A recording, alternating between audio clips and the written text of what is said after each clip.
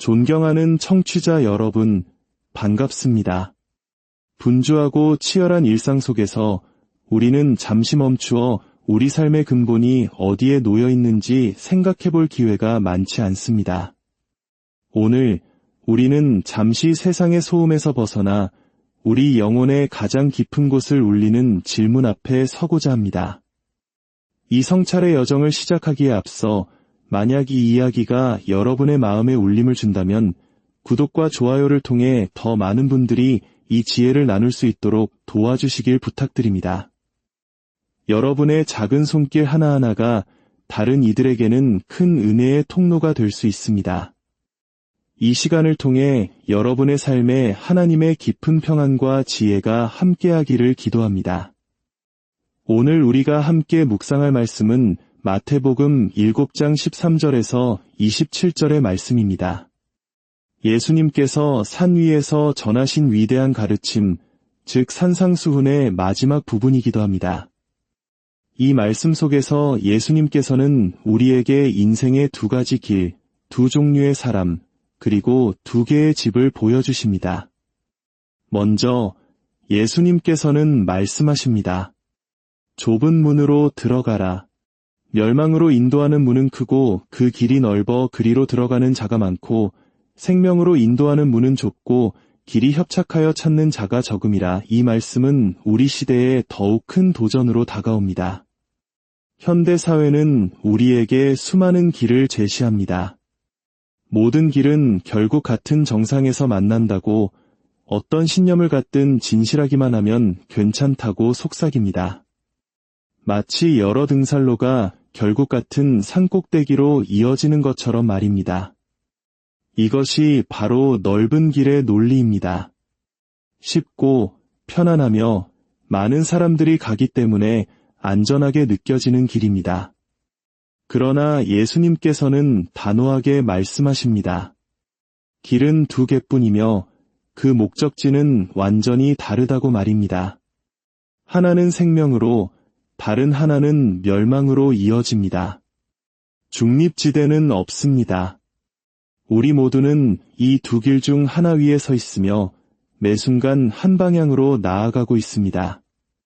어떤 분들은 이렇게 반문할지 모릅니다. 저는 종교적인 사람이 아닙니다. 저는 어떤 신념에 제 삶을 걸지 않아요. 저는 오직 확실한 증거가 있는 것만 믿습니다. 하지만 위대한 사상가 파스칼은 파스칼의 내기라는 유명한 논증을 통해 신앙 없이 사는 삶이란 불가능하다고 말했습니다. 우리 모두는 자신의 삶을 어딘가에 걸고 있습니다. 신이 존재하고 사후에 심판이 있다고 믿는 사람이 있다면 그의 삶은 그 믿음의 영향을 받습니다. 반대로 신이 없거나 있다 해도 우리 삶에 관여하지 않는다고 믿는 사람 역시 증명할 수 없는 믿음에 자신의 삶 전체를 걸고 있는 것입니다. 결혼을 생각해 보십시오. 과학이 사랑을 증명할 수 있습니까? 현미경으로 사랑을 관찰할 수 있나요? 우리는 한 사람에 대한 믿음을 바탕으로 평생을 약속하는 결단을 내립니다.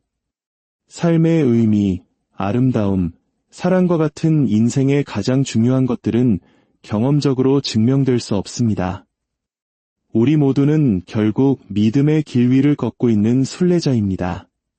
그렇다면 예수님께서 말씀하신 좁은 길이란 무엇일까요?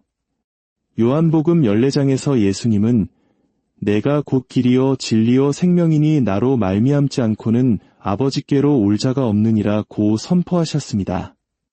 많은 이들이 이 말씀을 두고 배타적이고 편협하다고 비판합니다. 하지만 우리는 신학적 관용과 사회적 관용을 구분해야 합니다. 예수님의 가르침은 나와 다른 신념을 가진 사람들을 존중하고 사랑하라고 명백히 가르칩니다. 원수까지도 사랑하라고 하셨습니다. 이것이 문명사회의 근간입니다.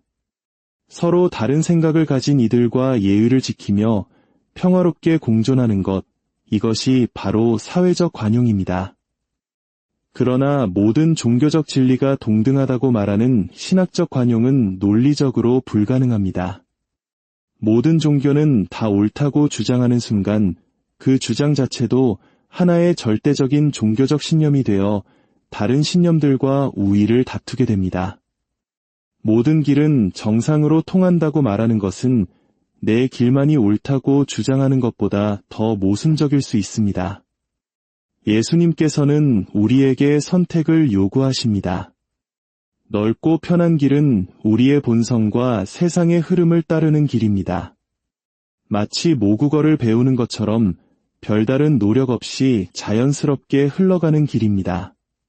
하지만 좁은 길, 즉 예수 그리스도를 따르는 길은 의지적인 결단과 집중, 그리고 훈련을 요구합니다.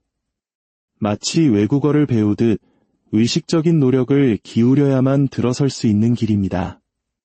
이제 예수님께서는 우리의 시선을 바깥 세상의 길이 아니라 신앙의 길을 걷고 있다고 고백하는 사람들, 바로 우리 자신에게로 돌리십니다. 이것은 어쩌면 외부인보다 내부인에게 더 충격적인 말씀일 수 있습니다.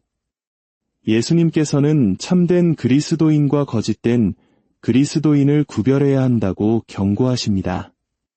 나더러 주여, 주여 하는 자마다 다 천국에 들어갈 것이 아니요 다만 하늘에 계신 내 아버지의 뜻대로 행하는 자라야 들어가리라. 그날에 많은 사람이 나더러 이르되 주여, 주여 우리가 주의 이름으로 선지자 노릇하며 주의 이름으로 귀신을 쫓아내며 주의 이름으로 많은 권능을 행하지 아니하였나이까? 하리니 그때에 내가 그들에게 밝히 말하되 내가 너희를 도무지 알지 못하니 불법을 행하는 자들아 내게서 떠나가라 하리라. 이 말씀을 들을 때 우리 이마에는 식은땀이 맺히는 것을 느낍니다. 이들은 마지막 심판의 날에 예수님 앞에 서서 자신 있게 자신들의 업적을 내세우는 사람들입니다. 이들에게는 세 가지 공통된 특징이 있습니다. 첫째, 올바른 교리를 가졌습니다. 그들은 예수님을 주님이라고 부릅니다. 당시 유대인들에게 주라는 칭호는 곧 하나님을 의미했습니다. 그들은 예수님이 하나님의 아들이심을 정확히 믿고 고백했습니다. 둘째, 감정적으로 깊이 몰입했습니다. 그들은 그냥 주여가 아니라 주여, 주여라고 2번 부릅니다. 이것은 깊은 열정과 감정적 헌신을 나타냅니다. 예배 시간에 눈물을 흘리고 뜨겁게 찬양하는 사람들입니다. 셋째, 사역에 매우 적극적이었습니다. 그들은 외언을 하고 귀신을 쫓아내고 많은 기적을 행했다고 말합니다. 사람들을 치유하고 삶을 변화시키는 놀라운 일들을 했습니다. 올바른 신앙, 뜨거운 열정, 헌신적인 봉사.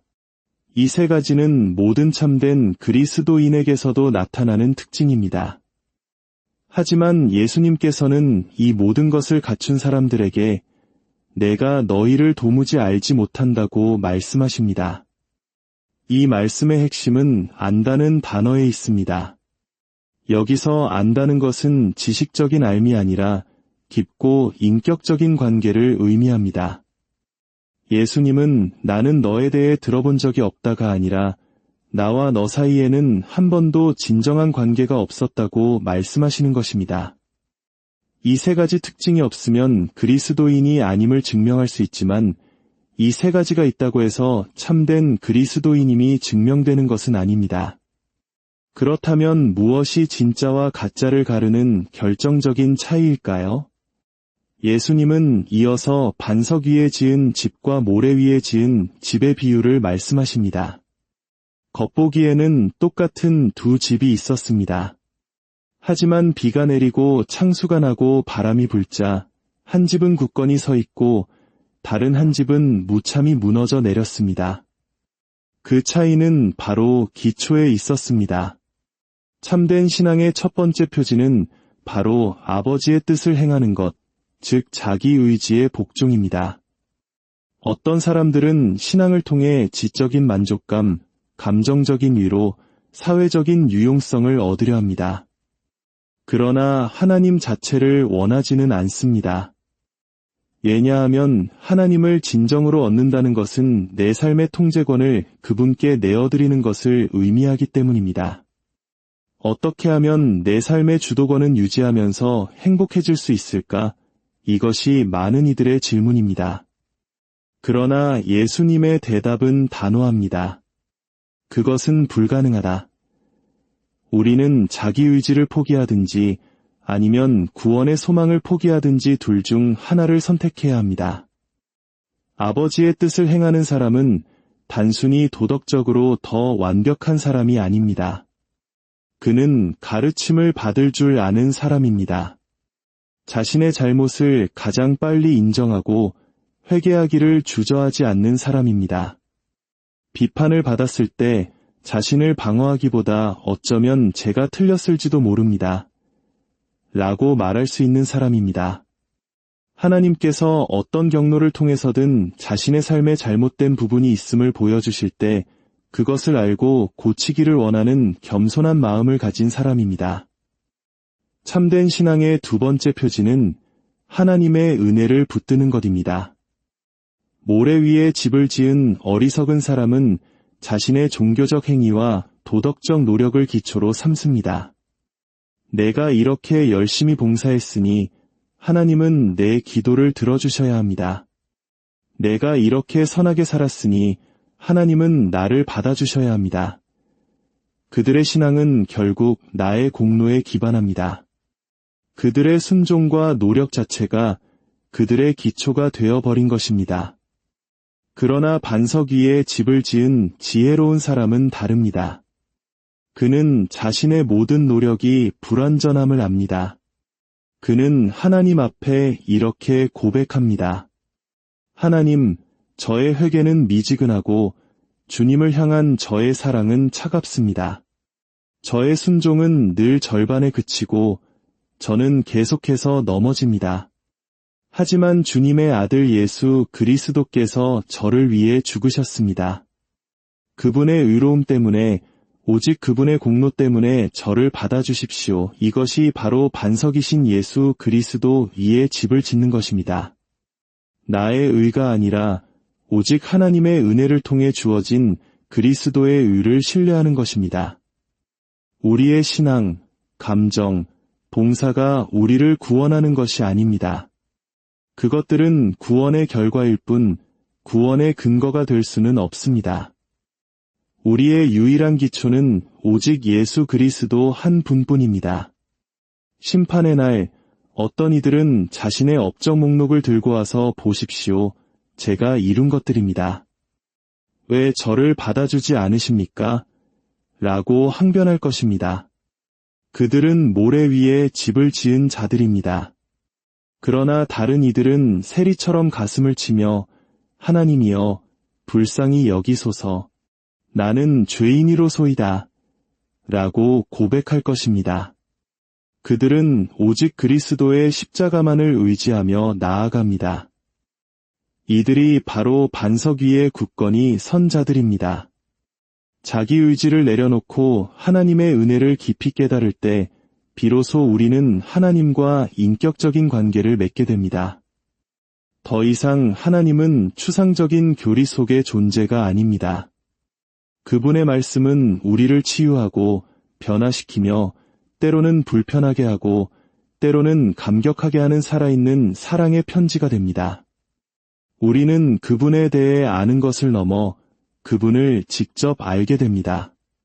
사랑하는 청취자 여러분, 오늘 이 시간 우리 각자의 삶의 기초를 정직하게 점검해 보기를 원합니다. 나의 신앙은 어디에 서 있습니까? 나의 노력과 선행이라는 흔들리는 모래 위에 있습니까? 아니면 영원히 변치 않는 반석이신 예수 그리스도 위에 굳건히 서 있습니까? 함께 기도하겠습니다. 거룩하신 하나님 아버지, 오늘 말씀을 통해 저희 삶의 기초를 돌아보게 하시니 감사합니다. 저희가 무심코 쌓아올린 모래성과 같은 업적과 노력이 아니라 오직 영원한 반석이신 예수 그리스도만을 신뢰하며 살아가게 하옵소서. 저희의 교만과 자기의지를 꺾어주시고 오직 주님의 뜻에 순종하는 겸손한 마음을 주시옵소서. 날마다 주님의 은혜가 얼마나 큰지 깨닫게 하시고 그 은혜 안에서 주님과 더 깊은 인격적인 사귐을 누리게 하여 주시옵소서. 이 세상에 어떤 비바람이 몰아쳐도 흔들리지 않는 믿음의 집을 굳건히 세워나갈 수 있도록 저희를 붙들어 주시옵소서. 우리를 구원하신 주 예수 그리스도의 이름으로 기도드립니다. 아멘.